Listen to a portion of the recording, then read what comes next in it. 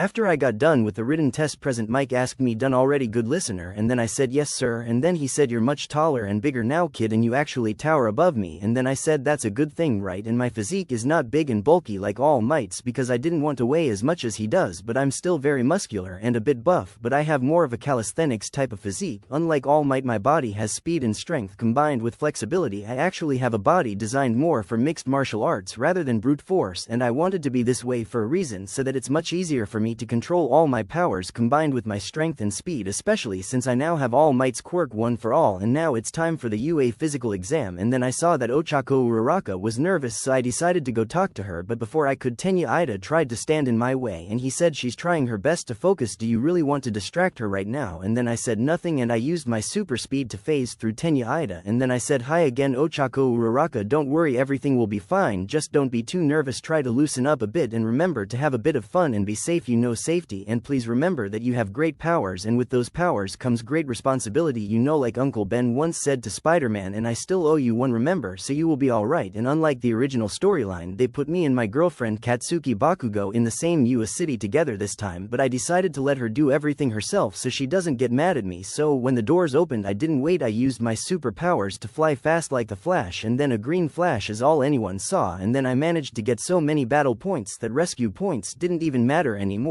and I managed to disable all the robots without destroying them all because I didn't want to upset Powerloader, the support course teacher, because he loves his robots. And then I decided to help anyone else I saw in trouble, and this got me a lot of rescue points. And then Shota Aizawa said I will remember all the students he helped because those students probably won't make it as real heroes. And then Aizawa asked Nezu, "Why is Midoriya even here? He's already a licensed hero." And then Nezu said, "Because I also want to train him a lot more. The rest of you trained him and took up a lot of time with him, but I barely spent enough time with him, and he's a genius and I want to teach him everything I know." And then Nezu smirked like a villain as he watched me rescue a lot of students. And then All Might said, "Me and Gran Torino still need to train him." And then Nezu smirked and said, "Yes, well, that won't take long because Deku is a genius and you simply are not complex enough for him to struggle with." And then Nezu smirked and said, "But now I want to press the big red button to see what Midoriya can really do." And then Nezu pressed the big red button and that summoned a giant zero-pointer, and then I felt it before I saw it, and then it all started earthquake and it trapped Ochako Uraraka under some debris, and I saw that the zero-pointers were really far down the street, but my first priority was to get the other students to safety first. And then right before the zero-pointer could crush Ochako Uraraka, I stepped in front of it and it stopped immediately, and it scanned me and said threat level deadly. And then I said, "I am sorry, Powerloader," and then I cocked back my right hand and Powerloader said, "No, Midoriya, please don't do it anything but that." And then I said, serious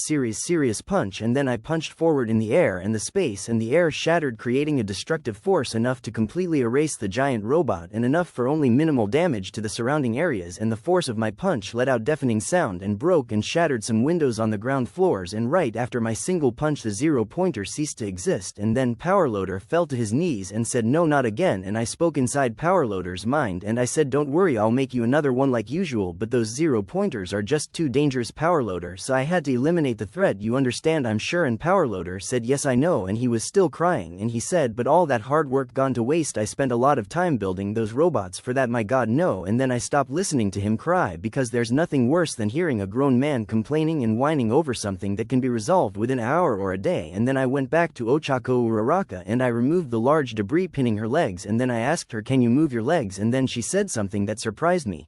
She said, "I can't feel my legs," and I said, "Yes ma'am, that's probably a spine injury."